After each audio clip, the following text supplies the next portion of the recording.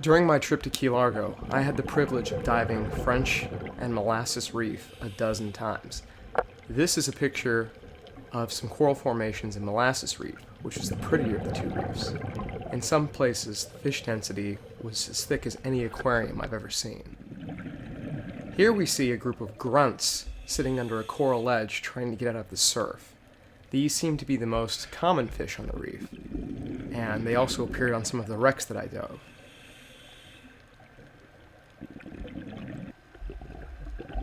Here's another zoomed out shot of the reef. This looks a little different than the others because I was unable to apply color correction, so this is the raw GoPro footage.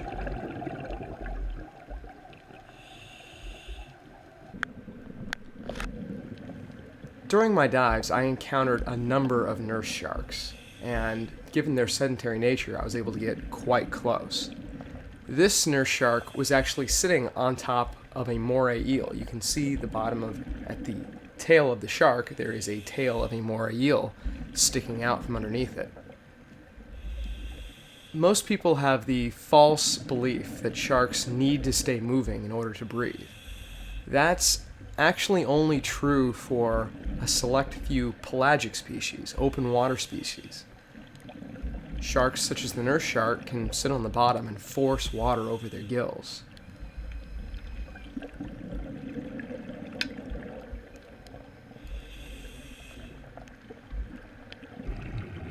After a while, I started feeling bad for the nurse sharks. We'd find them hiding, or I should say resting, under a coral ledge or wedged in a crevice, as you saw earlier. And then we'd all gather around and take a look at them, and after a few seconds, they would seem to get annoyed with us and tired of having light shined in their face and would swim off at a leisurely pace. Nurse sharks are not aggressive in the least. If you get bit by a nurse shark, it's because you deserve it.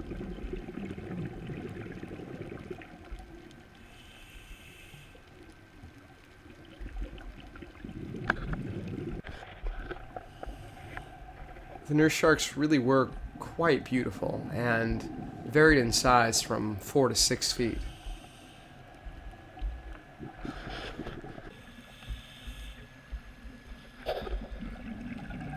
I was fortunate to encounter a half a dozen of these, and as you'll see, I also managed to come across a few reef sharks as well.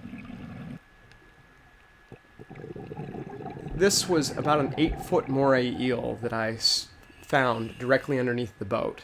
He was hiding a ledge, basically exposed. We encountered probably a dozen moray eels. They were pretty much everywhere.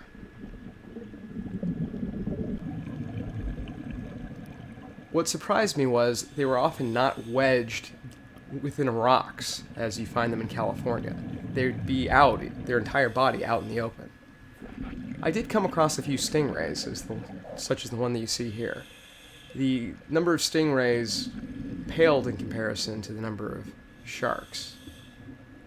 I think during my entire week worth of diving, I maybe saw 2 or 3 stingrays.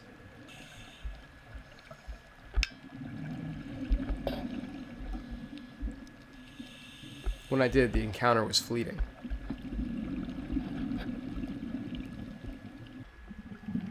This was a typical reef shark encounter. This looks like a blacktip reef shark, but as we would come across them, they would hear our bubbles from our second stages, and they would swim off the other way. And you'd see a group of a half dozen divers all swimming after them as the sharks taking off, trying to avoid us. They are more afraid of you than you are of them. This is the usual picture you'd get, the shark swimming in the opposite direction.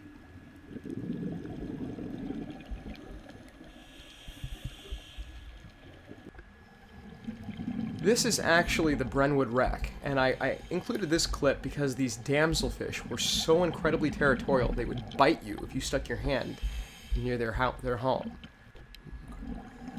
This was one of the many parrotfish that I saw on the reef. This is back in Molasses.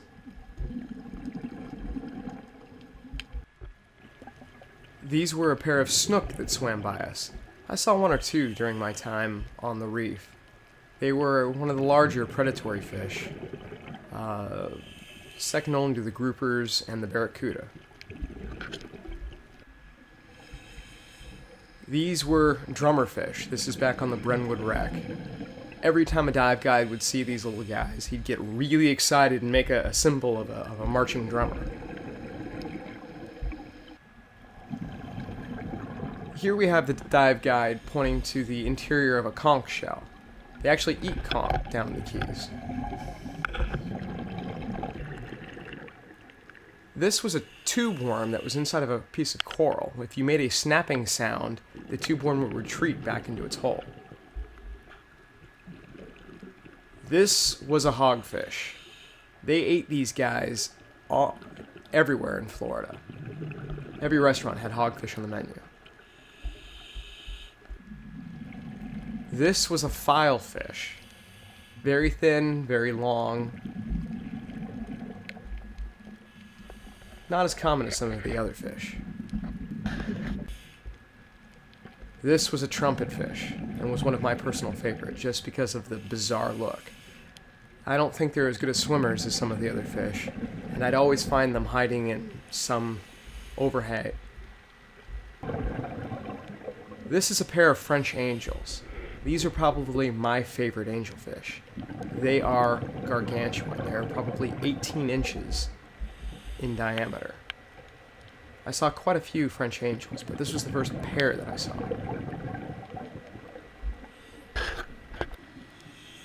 This, I believe, is a gray angelfish. I'm not 100% sure, but it was beautiful. The angelfish here are incredible.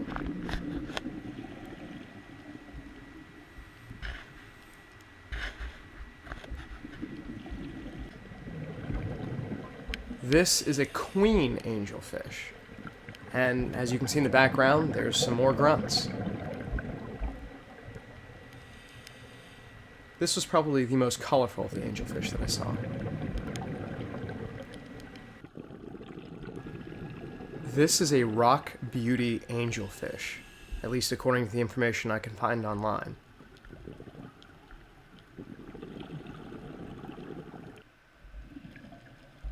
This is a smooth-faced trunkfish. It's in the boxfish family. I was fortunate to observe its feeding behaviors. It would blow a stream of water at the sand, blowing the sand out of its way, and it would then search for food particulates that it might have stirred up. This was one of my mom's favorite, and I lost her many times when she chased after them for a photograph. This was a pair of smaller puffers that I saw at some point on the reef. I'm not quite sure what they were. These were maybe the size of a chicken's egg.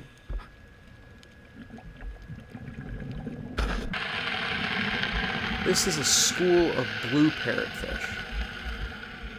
They would move in waves across the reef, biting at algae and coral as they went. They were quite large, maybe 20 inches in length. This is a black grouper that's actually at a cleaning station. If you pay very close attention, you can see little tiny blue fish. I think it was annoyed that I interrupted it. This is an sow grouper. I was fortunate to come across a wide variety of groupers. Here you can also see a black grouper in the background. This was the Goliath grouper. He's sitting in a coral formation known as Fire Coral Cave. The dive guides had named him Oscar, and apparently he's really fun at night.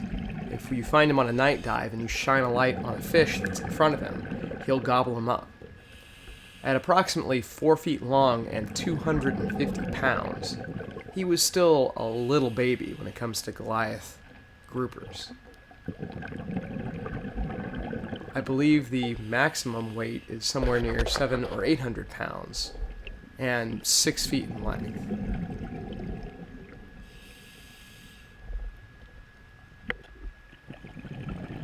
On a night dive, I was able to see a couple of lobsters. I was also told that there was a great hammerhead. However, I didn't get a chance to see it. And of course, a crab. This was the only crab I saw of any real size the entire time on the reef.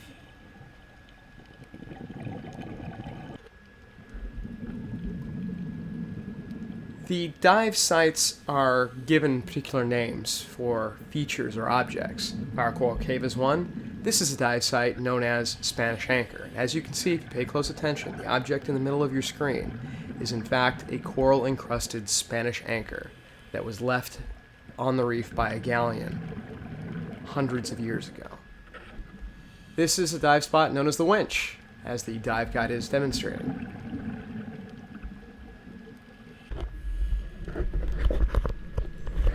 This is the back side of Fire Coral Cave, where you saw Oscar the grouper earlier. We did a swim through on the front side, and for fun, we decided to enter into the back. There's a lot of swim-throughs on these reefs, especially in French Reef. This just happens to be in Molasses Reef. The dive guides and dive operators call them caves, but they're really not caves. They're swim-throughs that have been eroded out of the coral formations over the years.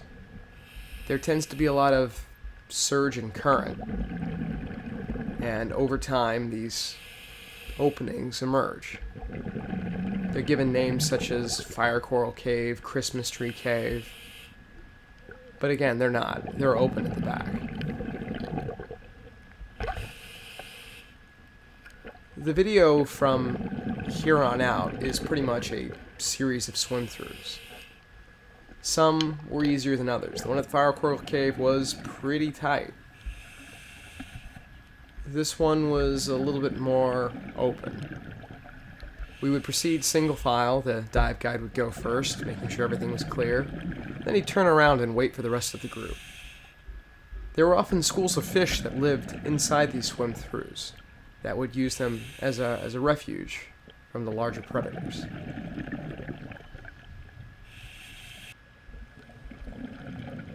Some of the swim-throughs had nice, sandy, comfortable bottoms. Others were broken bits of coral that fell off the top of the swim-through. This was one of the nicer, more pristine swim-throughs that I encountered.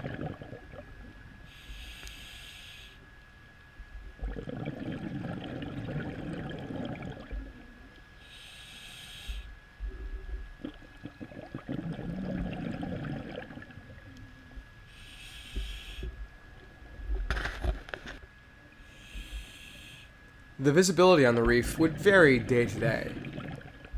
2 of the days of diving were actually canceled due to high winds and high seas. At one point, the winds reached 30 knots, and the seas were 6 to 8 feet. I thought these silverfish were particularly interesting. This was the only cave in which I encountered them. They were smaller than a lot of the other reef fish, and seemed to school here almost exclusively.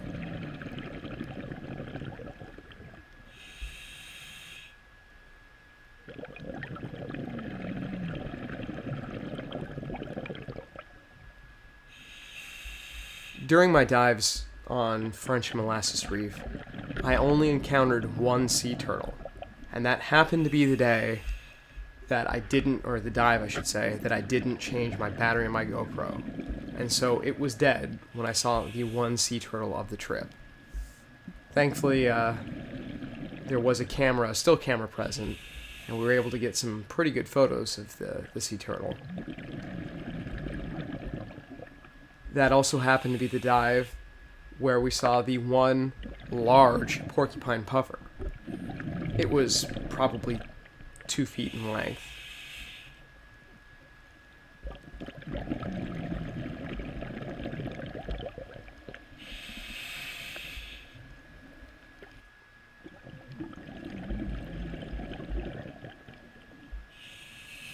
There were easily a dozen swim-throughs that you could do on the reef, and they really added to the experience.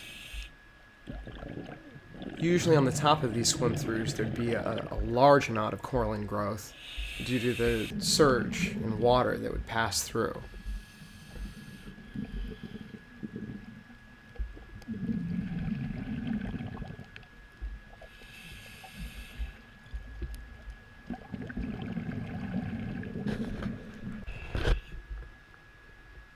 Overall, this was a fantastic dive. This was a wonderful trip. I highly recommend that anybody who enjoys diving on reefs take a trip out to Key Largo. The coral and the amount of fish out there were probably better than my trip to Hawaii. The only difference being in Hawaii, there were some areas where you'd bump elbows with sea turtles everywhere you turn. Here, they were a little less common. Though I did hear that some groups encountered quite a few. I suspect that the really, really high winds and high seas that plagued the trip caused some of the larger fauna, the sea turtles, the reef sharks, to seek deeper or different water. Because after the high winds and high seas, the number of reef sharks that I saw dropped dramatically. The footage that you see here of the reef sharks was primarily from the first and second day of diving, whereas the third and fourth were canceled due to weather conditions.